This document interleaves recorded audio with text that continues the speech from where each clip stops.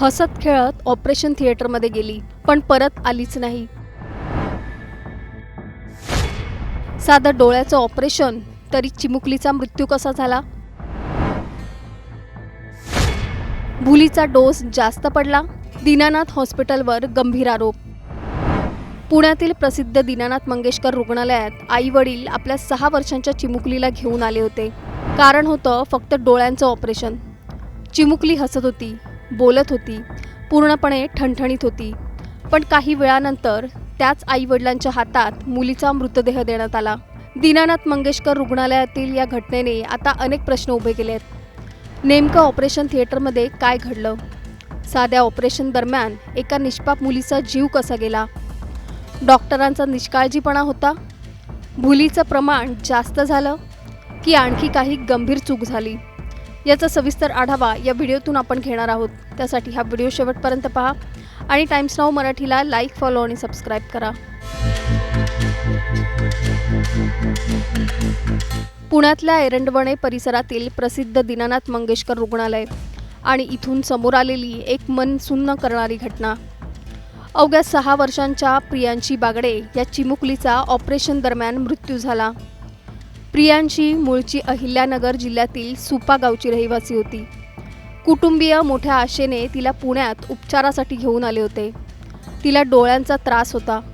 काही माहितीनुसार मोतीबिंदू, तर काहींच्या माहितीनुसार तिरळेपणावरील शस्त्रक्रिया करण्यात येणार होती. डॉक्टरांनी ऑपरेशन करण्याचा सल्ला दिला आणि कुटुंबियांनीही विश्वास ठेवला. ऑपरेशनच्या दिवशी प्रियांशी पूर्णपणे ठणठणीत होती. ती हसत खेळत ऑपरेशन थिएटरमध्ये गेली. पण काही वेळानंतर अचानक डॉक्टरांनी तिची प्रकृती गंभीर झाल्याचं सांगितलं आणि त्यानंतर आला तो काळजाचा ठोका चुकवणारा क्षण. डॉक्टरांनी प्रियांशीचा मृत्यू झाल्याची माहिती दिली. एका साध्या डोळ्याच्या शस्त्रक्रियेसाठी गेलेल्या मुलीचा अचानक मृत्यू झाल्याने कुटुंबीय हादरलं. प्रियांशीच्या वडिलांनी रुग्णालय प्रशासनावर गंभीर आरोप केले. माझी मुलगी पूर्णपणे ठीक होती. तिला दुसरा कोणताही मोठा आजार नव्हता. फक्त डोळ्यांचं छोटं ऑपरेशन होतं. पण डॉक्टरांच्या चुकीमुळे माझ्या मुलीचा जीव गेला, असा भावनिक आक्रोश तिच्या वडिलांनी व्यक्त केलाय. नातेवाईकांचा आरोप आहे की ऑपरेशन दरम्यान चुकीच्या पद्धतीने भूल देण्यात आली किंवा गरजेपेक्षा जास्त प्रमाणात भूल दिल्यामुळे तिची प्रकृती बिघडली. काही नातेवाईकांनी असा दावा देखील केलाय की उपचारादरम्यान मुलीच्या तोंडातून रक्त येत होतं. ही 6 वर्षाची चिमुकली अहिल्यानगरहून या ठिकाणी आपल्या डोळ्याच्या ऑपरेशनसाठी आई वडिलांसोबत आली होती. यानंतर तिची संपूर्ण तपासणी करण्यात आली आणि या तपासणीमध्ये तिचे जे सर्व रिपोर्ट्स आहेत हे नॉर्मल झाले. यानंतर आईवडिलांनी ठरवलं की येथील जे दीनानाथ मंगेशकर रुग्णालय या ठिकाणी ऑपरेशन करायचे. यानंतर आईवडिलांनी या मुलीला 2 दिवस अगोदर, ऑपरेशनच्या 2 दिवस अगोदर पुण्यातील प्राणी संग्रहालयात तिला फिरण्यास सुद्धा नेले आणि यानंतर या पुण्यातील दीनानाथ मंगेशकर रुग्णालयामध्ये या ठिकाणी तिला ऑपरेशन करण्यासाठी दाखल करण्यात आलं.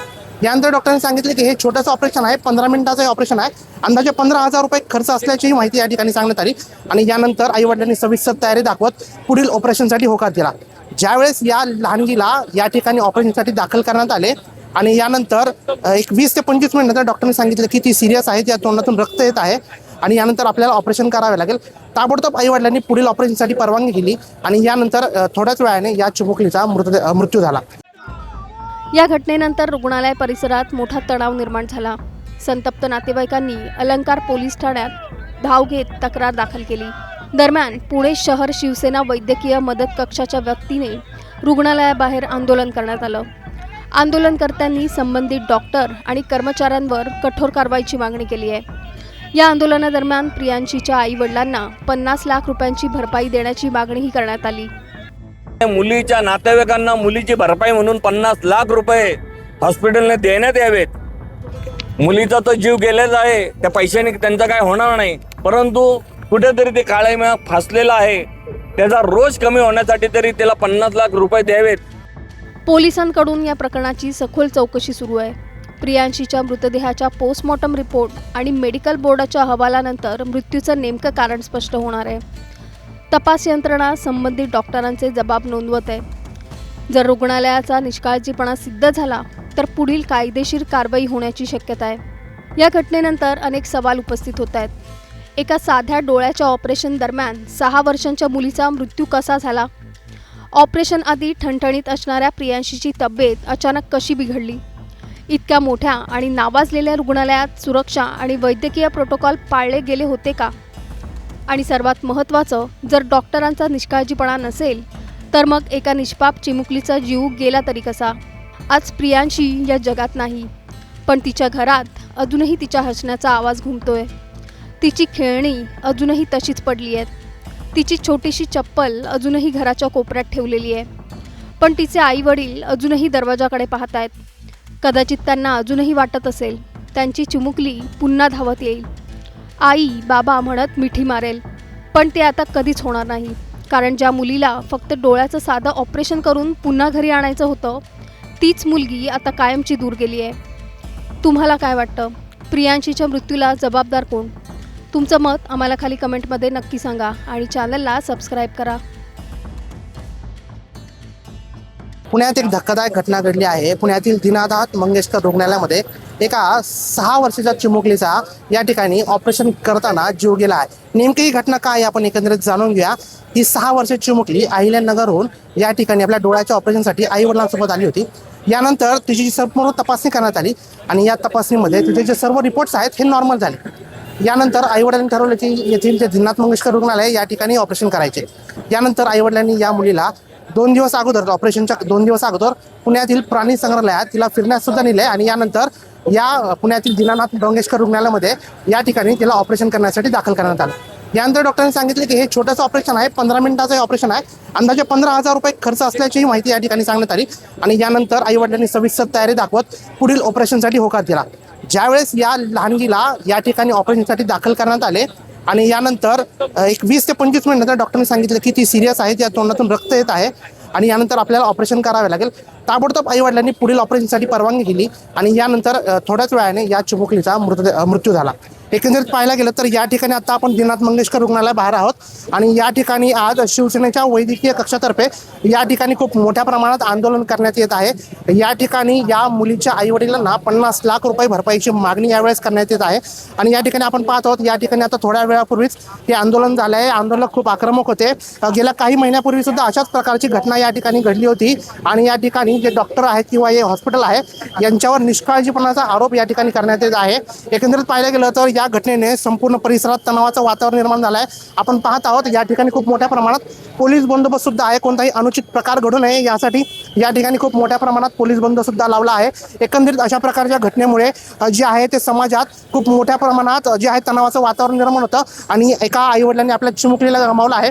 एकंदरीत या आईवडिलांनी मागणी केली आहे की नेमकं आमच्या चिमुकलीचं जे मृत्यूचं कारण काय, तर यावेळेस डॉक्टरांनी किंवा रुग्णालय प्रशासनाने यावेळेस कोणतेही कारण दिलं नाही आणि त्यांनी एक परिपत्रक सुद्धा डॉक्टरांनी किंवा या हॉस्पिटल प्रशासनाने जाहीर केलं आहे आणि यानंतर एकंदरीत जी आपली बाजू आहे त्यांनी मांडण्याचा प्रयत्न केला आहे.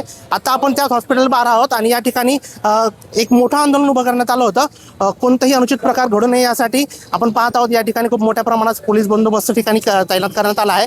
एका आईवडिलांनी आपल्या लहान चिमुकलीला गमावला आहे आणि नक्कीच त्यांचा एवढा सुद्धा हक्क आहे की नेमकं त्यांची मुलगी एक छोटंसं ऑपरेशन, डोळ्याचं ऑपरेशन होतं आणि हे ऑपरेशन करताना कसं काय तिचा मृत्यू झाला, कसं काय तिच्या तोंडातून जी उलटी आली, रक्ताची उलटी आली असं म्हणलं जात आहे. नेमकं आता ते पुढील माहितीत पोस्टमॉर्टममध्ये सुद्धा येईलच. पण एकंदरीत या घटनेमुळे या आईवडिलांना नक्कीच त्यांच्या मुलीच्या मृत्यूचं कारण काय हे कळण्याचा हक्क आहे. पण या ठिकाणी जे हॉस्पिटल प्रशासन आहे हे कोणत्याही प्रकारची माहिती देत नाही आहे. त्यांनी एक परिपत्रक सुद्धा जारी केलं आहे आणि यामध्ये त्यांनी आमची सविस्तर बाजू मांडू असं सुद्धा सांगितलं आहे.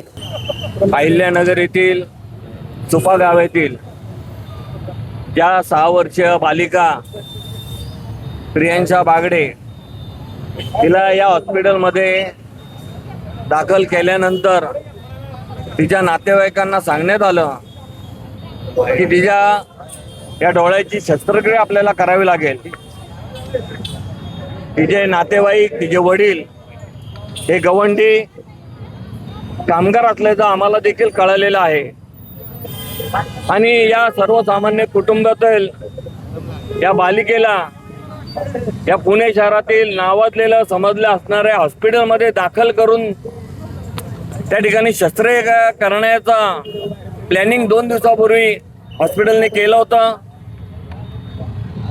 तिला शस्त्रक्रिया नेत असताना ती आनंदी आणि बोलत होती, परंतु आतमध्ये गेल्यानंतर अशी काय घटना घडली की त्या बालिकेच्या नातेवाईकांना बाहेर येऊन त्यांना सांगण्यात आलं की ती अतिशय सिरियस झालेली आहे, तिला ICU मध्ये दाखल करावं लागेल.